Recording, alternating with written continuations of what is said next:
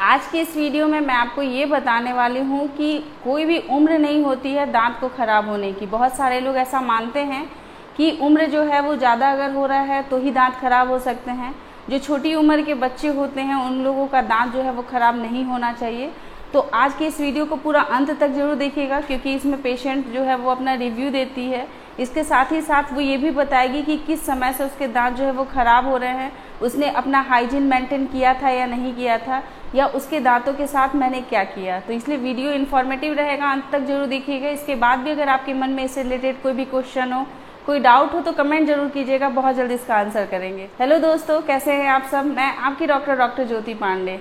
देखिए, जैसे कि अभी आप देख रहे हैं कि मेरे चेयर पे एक पेशेंट है, इसका नाम परमीला है। इसका उम्र जो है वो 16 साल है और अभी के कंडीशन में अगर आप इसके दांत की कंडीशन को देखेंगे, इसके मोस्ट ऑफ द दांत जो हैं वो हिल रहे हैं, मोबिलिटी कर रहे हैं। और वो मोबिलिटी जो है वो ग्रेड 1 और ग्रेड 2 नहीं, ग्रेड 3 मोबिलिटी है।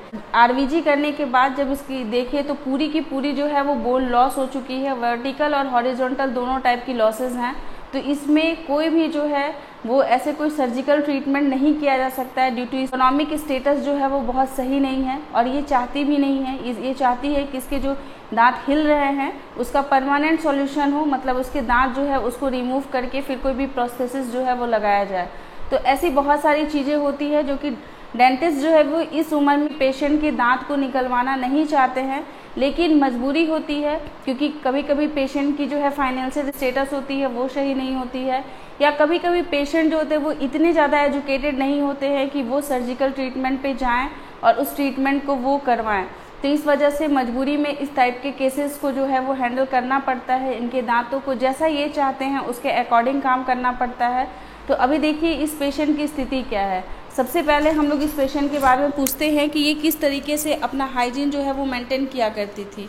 चलिए हम लोग पहले इससे बात करते हैं कि किस तरीके से अपने मुंह का सफाई किया करती थी।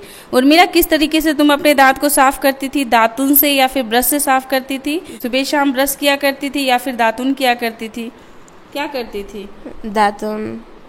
सिर्फ एक टाइम करती थी या दोनों टाइम करती थी? एक टाइम। बहुत सारे लोग ऐसा भी मानते हैं कि दातुन करने से उनके दांत जो है बहुत ज़्यादा मजबूत हो जाते हैं, बट अपने डेंटल प्रैक्टिस में मैंने मैक्सिमम जितने सारे पेशेंट को देखा है, अक्सर उनके जो दांत हैं वो बहुत ज़्यादा गंदे होते हैं जो लोग दातुन करते हैं।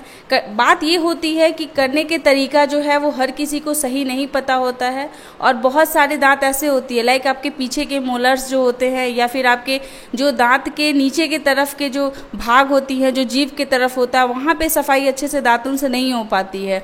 दातुन एक बहुत अच्छा माध्यम होता है आपको कोई भी हर्बल चीज़ों को इनटेक कराने के लिए। इसके साथ ही साथ वो आपके जितने भी माउथ की जो फेशियल मसल्स होती हैं उनको वो बहुत आराम आता है, बहुत रिलैक्स फील कराता है। माउथ की एक्सरसाइज बहुत अच्छी होती है, तो इसलिए आप इसका यूज़ कर सकते हैं।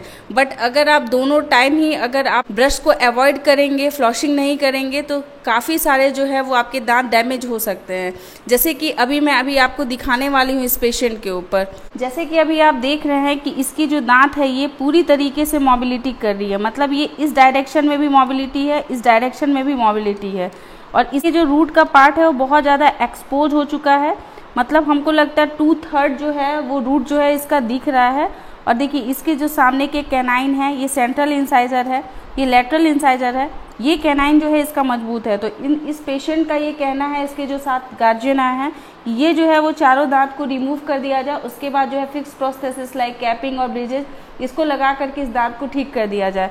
मैंने पूरा ओवरऑल जब इस कैविटी को जब चेक किए हैं तो इसमें बहुत सारी चीज़ें जो है वो दिखाई दे रही हैं। जैसे कि ये जो है अपना हाइजीन बिल्कुल भी अच्छे से मेंटेन नहीं कर रही है, क्योंकि 16 साल की उम्र में इस टाइप की जो है मोबिलिटी बहुत ही ख़राब मानी जाएगी। क्योंकि इस कंडीशन में अगर इनके पूरे के पूरे दांत जो हैं वो अगर हिल रहे हैं थोड़े थोड़े से, तो ये आगे चल करके कितने ज़्यादा जो है वो हार्ड होंगे, इनमें फिर से बोन जो है वो प्रोग्रेस में आएगा या नहीं आएगा, ये सारी चीज़ें जो हैं वो डिपेंड करती हैं। जैसे कि अभी जो है वो जैसा कि ये चाहते हैं कि इनके दांत जो है उसको रिमूव कर दिया जाए, तो उस चीज़ को मैं करने वाली हूँ। इसके बाद जो है इसके अच्छे से दांतों की सफाई स्केलिंग के साथ साथ रूट प्लानिंग भी करेंगे, उसके बाद जो है वो इसके दांतों में कुछ ऐसे मसाजर, कुछ ऐसे जो है वो ट्रीटमेंट किए जाएंगे जिससे कि इसके जो बाकी के दांत जो हैं वो ग्रेड 1 जो मोबिलिटी हो रही है वो अच्छे से सही हो सके और दांत जो है वो फिर से अपने स्ट्रेंथ में आ सके, अच्छे से मजबूत हो सके, ताकि बाकी की लाइफ जो है वो इसकी ईजी हो सके। क्योंकि अगर एक बार दांत निकल जाए तो आप कितने भी artificial prosthesis, removal prosthesis, capping, bridges लगा लें, बट वो नेचुरल जो दांत की जो स्ट्रेंथ होती है वो बाकी सारी चीज़ें जो है वो आपको नहीं दे सकती हैं। तो इसीलिए इसी उम्मीद के साथ कि आप अपना हाइजीन जो है वो अच्छे से मेंटेन किया करें, सुबह शाम ब्रश ज़रूर किया करें। उसकी टाइमिंग आप 1 से 1.5 मिनट रख सकते हैं। बहुत ज़्यादा आपको दांतों को घिसने की ज़रूरत नहीं है, लेकिन अच्छे से ब्रशिंग बहुत इंपॉर्टेंट है। अगर आप दातुन करना पसंद करते हैं तो रात में एक बार ब्रश ज़रूर करें,